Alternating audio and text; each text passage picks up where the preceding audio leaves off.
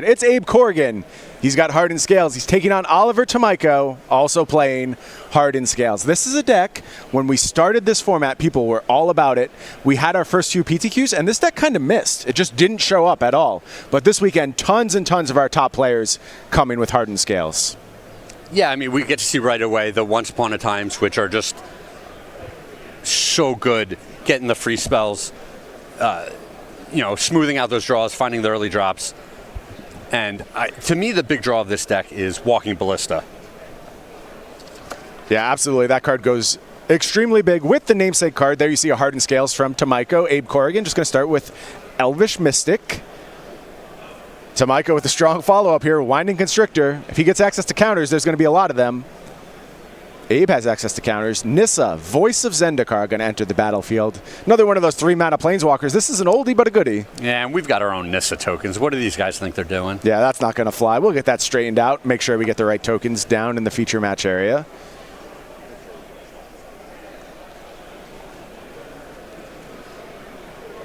Turn is back to Tomajko now. Going to start by attacking. And there is going to be a chump block there. There's just all different tokens. What's wild going on tokens here? Down in the feature match area. Yeah, now the question is, does Tomajko have a payoff, right? He's got the Constrictor, he has the Scales, he's kind of ahead on this board right now. He just needs one of those big payoff cards to put him over the top. So Tomajko has another Scales in hand. There's also a Stone Coil Serpent. So this turn, just going to play an Elvish Mystic, put out that other Hardened Scales, and try and go real big on the next turn. I think there's a Voracious Hydra in hand as well. Yeah, Hydra is one of those payoff spells that just, it gets huge. That'll be a big one. So the turn now back to Abe. Abe also with a couple of Hydras in hand. Going to tap 4 mana, play that Voracious Hydra, take down the Elvish Mystic. Nissa, Voice of Zendikar, continues to tick up. Another plant's going to enter the battlefield. And we got a plant. Finally, the appropriate plant has arrived.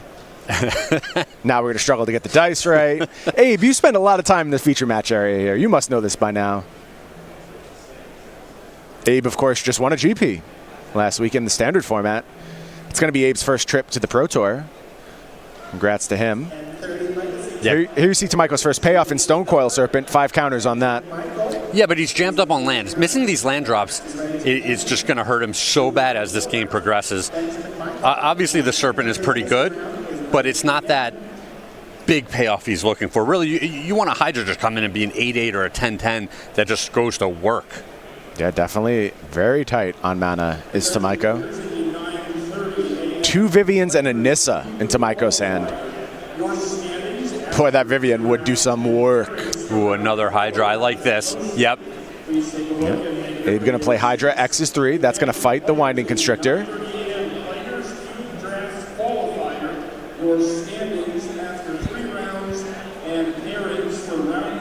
I like this too. Abe looking to grow his battlefield a little bit. We've had a couple situations already down in the feature match area where they've just, all the different matches going on, use tons of dice. I think it's going to be an issue this weekend. Tomajko only able to play another Stone Coil Serpent. That one's on 4. Now the turn headed back to Abe Corrigan. We're tapping mana. Abe's got his own Stone Coil Serpent. This one is a 6/6. Jeez. How about another Nissa minus? The team grows ever larger. Yeah, and I like this. And now it's time to attack. I mean, Abe is really far ahead. Let's offer this trade or just start getting some damage in. Yeah, Tomajko just going to take the damage. Abe passes the turn back. Tomajko does draw a 3rd land, so that means Nissa will come down. Nissa will get these Stone Coil Serpents very large. 3 counters after we account for these Hardened Scales. Or do they scale exponentially? Is this one of those cards that does that goofy stuff? No, I believe you're right, where they add an additional. Right, okay. So now an 8/8 and a 7/7 in play for Tomajko. This format is so fun. We just have these massive creatures on the board, and they don't even take over the game because the other player's got his massive creatures on the board.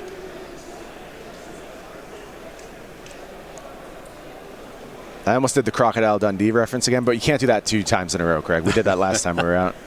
I'm sure you'll come up with something else for us. Sure.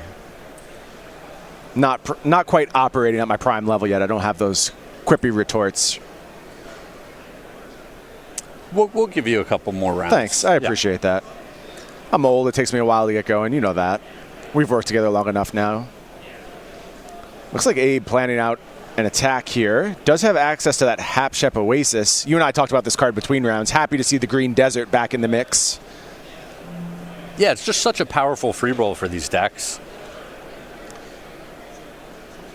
Of course, can pay 3 mana, I believe. Sacrifice a desert. Give a creature +3/+3 at sorcery speed. Powerful. Powerful effect to have on your land. Oh, this board is so complicated. It could get a lot worse before it gets better. Yeah, so I think Abe has another Nissa in his hand, and he's doing a lot of math. Step 1 is make a plan.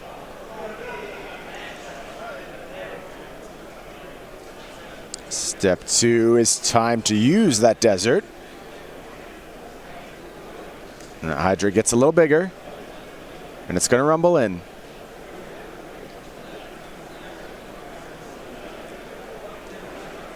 Double block, kill the big Stone Coil Serpent. And just pass the turn back to Tomajko. Tomajko finds a 4th land, double Hardened Scales on the battlefield. Only 1 creature presently. Could make a plant, though. Could and will.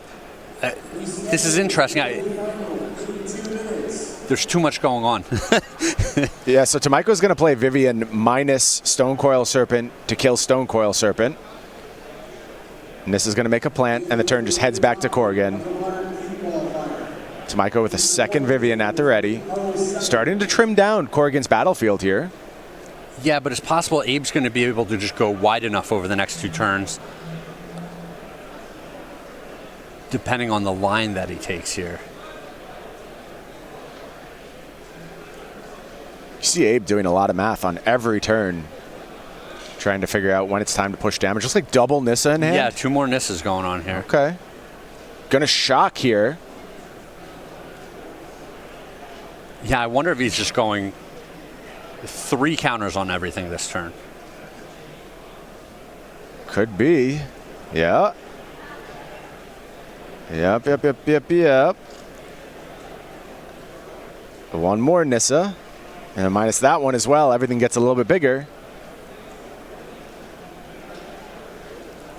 Those plants are huge.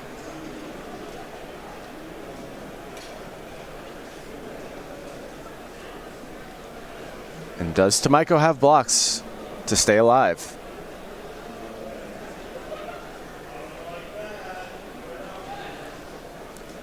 Abe's board got big real fast.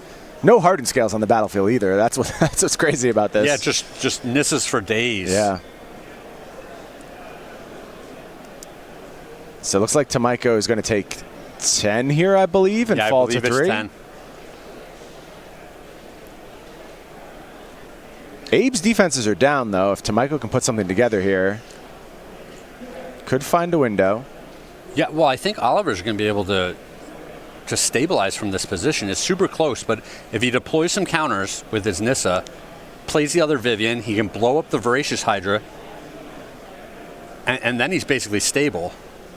Oh no, he needs an extra creature somewhere in there. Ugh.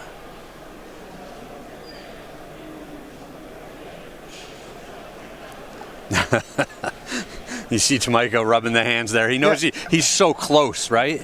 I mean, he might have it, right? If he pluses Vivian on Stone Coil Serpent, plays another Vivian, pluses that one, minuses Nissa.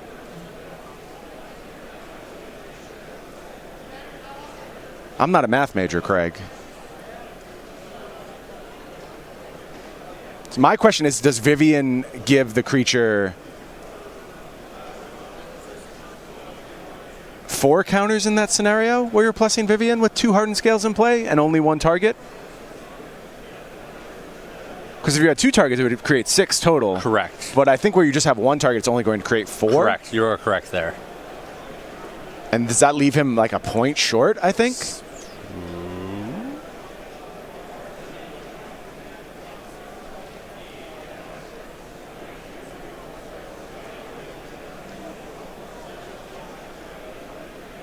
because that should be +4, +4, +3.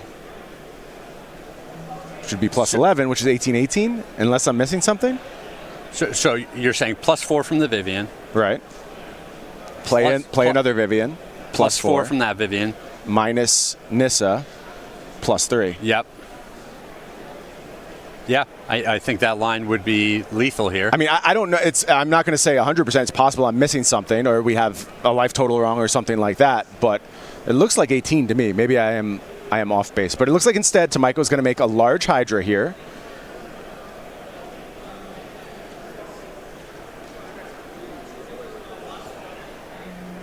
And just going to pass the turn back to Abe. And Abe needs some way to push through this last creature, because the board on the other side has gotten way too big.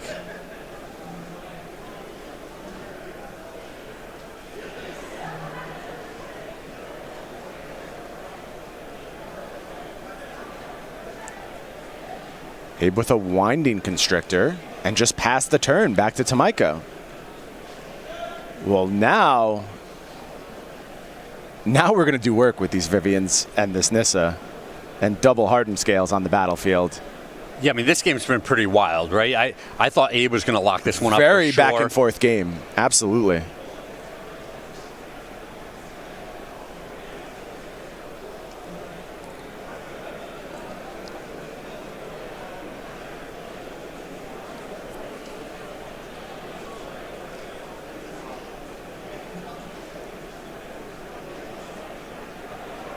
Oliver again going to do some math. Yeah, unless you love doing combat math and figuring out if you have lethal, Hardened Scale is not the deck for you. So it looks like we are going to go ahead and minus Nissa here. Yeah, each thing's getting 3 counters here. Yep.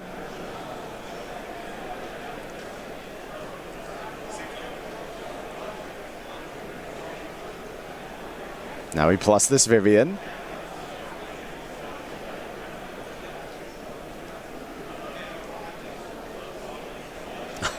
This is so absurd. How about another Vivian?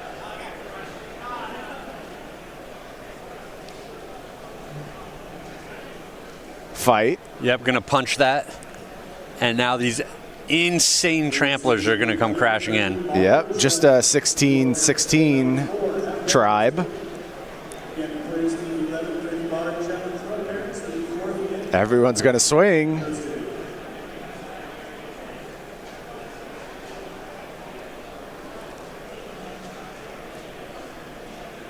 So plant on plant violence.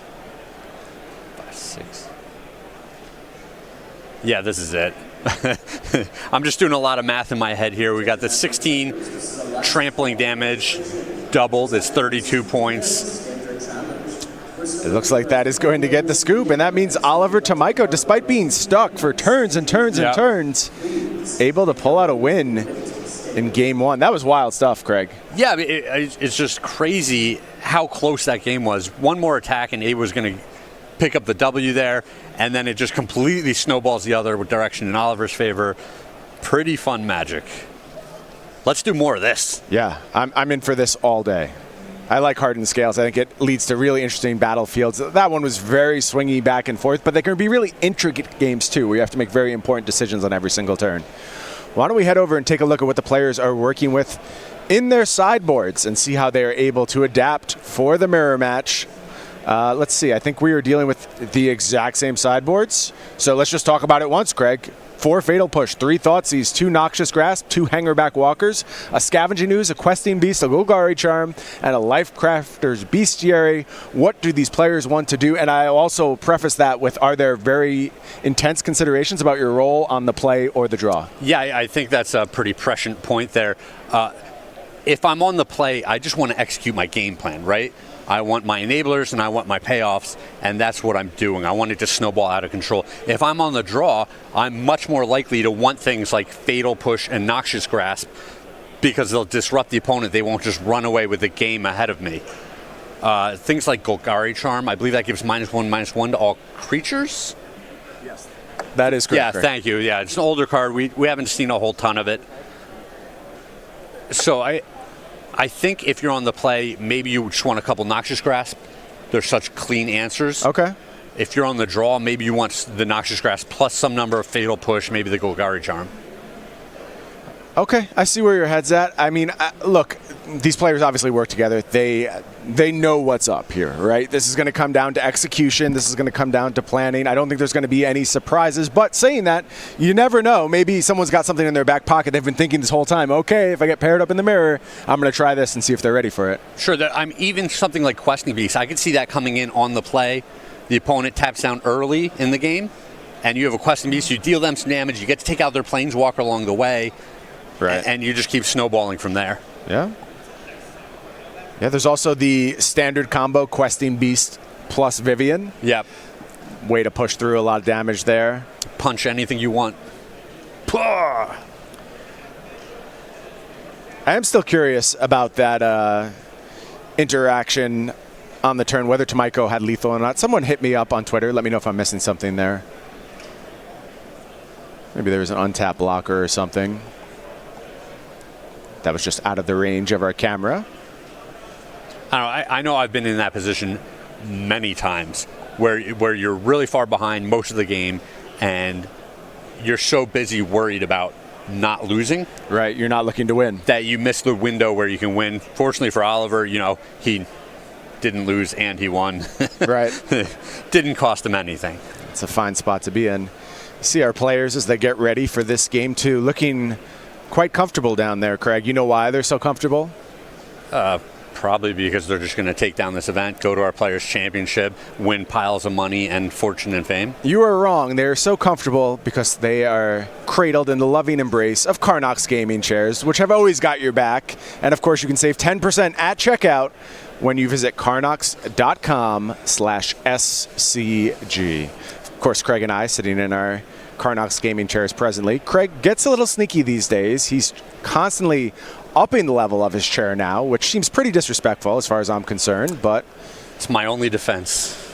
Yeah, we've started an arms race. That's the problem here, Craig. At some point, we're going to have to declare a Carnock's gaming chair truce. No, what's going to happen is you're going to come back to the broadcast table, and there's not going to be any wheels on your chair or something. I'm just going to guarantee that my chair's a little higher than yours. Craig's going to take out the rail behind me, so I just roll off the stage. Maybe I'm sitting on a phone book. That's a nice approach. Yeah. 1-mana elf from both players here. Llanowar versus Elvish Mystic. Which do you prefer, Craig? I know the answer to that. You know the answer to that. Llanowar elves all day, Classic, baby. yeah. Old school.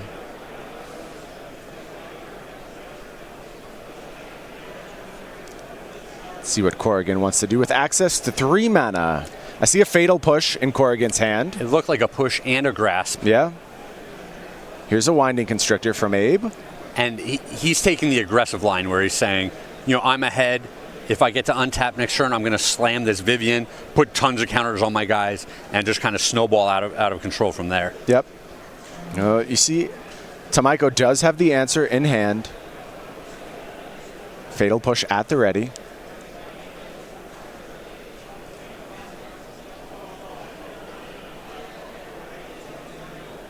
Going to use a Voracious Hydra instead. That's going to take down the Llanowar Elf.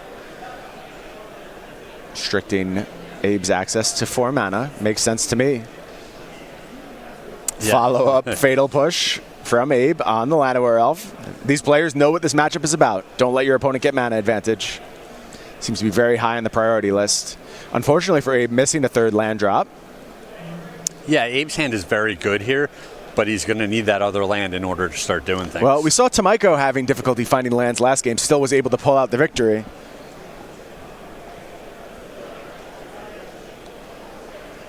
Let's see if Abe can work some of the same magic on the other side here. Untapped Overgrown Tomb from Oliver. 3 mana available. You see a Nissa in hand. You see more Winding Constrictors.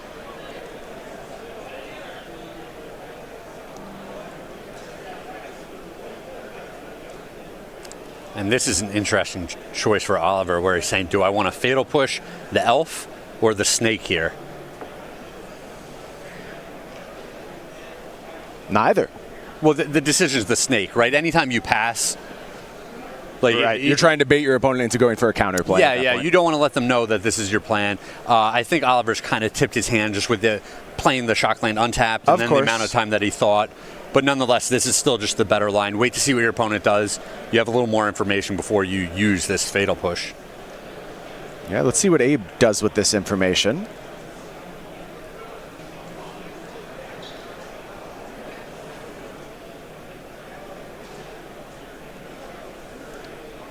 See Abe having to think. Of course, Abe, Season 1 points leader, already has an invite to the Players' Championship. Tomajko, also amongst the top 3 in Season 1, headed to the Players' Championship. But like I said, these players still want this invitational victory. It means so much to be featured among past invitational winners. The token. I mean, that was always something for me. Absolutely. You know, back in my heyday, I saw a lot of my friends and fellow competitors picking up tokens here and there, and I never got one. And finishing second at the Invitational, oh, Brian, I was so close. I know. It's got to sting. That's why you just cheat the system, Craig, and you backdoor your way into getting your token made. It's working out for you. Yeah, I got a token. I can barely play a game of Magic, still somehow on a token. World's a mysterious place, Craig. So Tomajko plays Nissa, Voice of Zendikar. Abe says, I better not let this Winding Constrictor stick around in that case. Now Tomajko gets to make some decisions.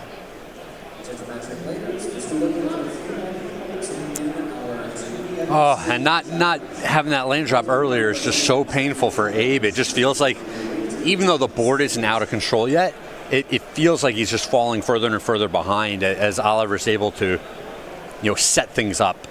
Here's a Noxious Grasp from Abe. Going to deal with that Nissa. That's it, though. Feels like Tomajko very clearly has the initiative here. And that's only going to get pushed further with the Vivian in hand. Plenty of options left for Tomajko. Nissa in hand as well, and a Hydra. Yeah, and so I think Oliver really wants to just kill this elf with the Hydra, but he doesn't want to have the Hydra killed in response to the fight. Right, so he's going to use Vivian instead. Still the same vulnerability, I guess. Here's Golgari Charm. Okay. So Elf's going to live. Interesting little response there. It was an interesting line. Abe feels mana indispensable at this point. You can understand why. You see his hand. Vivian. Hydra.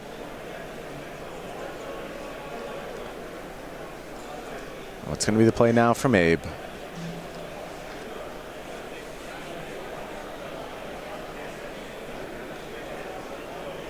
We're going to tap 4 mana. Hydra pulled to the front. Oh, it's so tough because you want to get value out of these creatures while your opponents are tapped out. Right. And Abe's going to go big Hydra here. Ooh, Tomajko with a fatal push off the top. The perfect response to that Hydra. Yeah, basically the perfect draw step there. I wonder if Tomajko, I mean, the greediest line is you push their Hydra, you play your own Hydra to kill the elf, and sure, your Hydras are small, but you have Vivian left around to grow them. Right. And you're just Nissa so far, so far ahead on the board. Let's see how Tomajko wants to play it here.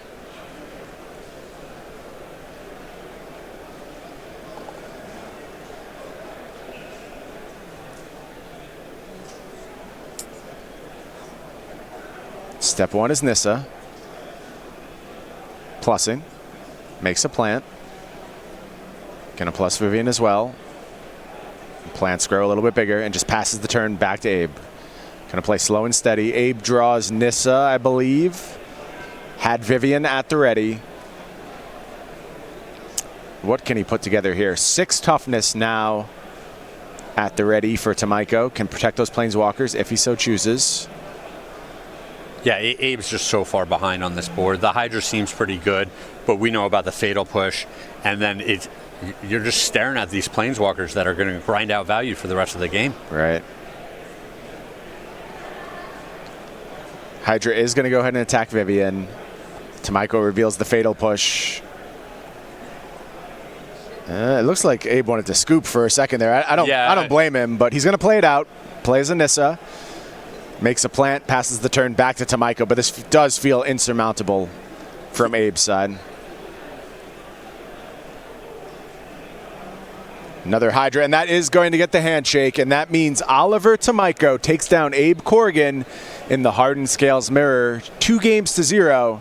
Tomajko moves to 3-0. Nice start to the tournament for Oliver, who has absolutely crushed the SCG Tour this year. Yeah. One of our most consistent top performers, and he wins with everything. Just absolutely everything. We've seen him win with Dredge. We've seen him win with basically anything he brings to the table he finds success with. I remember Paradoxical Outcome Urza, which now we look at that deck and we kind of hate it at this point, but like Oliver still finds a win very easily. Sure. So very impressed by his play on a regular basis. Yeah, and we saw, the story of that game is a couple of missed land drops that put Abe further and further behind, but Oliver still has to just take a very careful line there. We saw him not risk anything, right? He was saying, I'm getting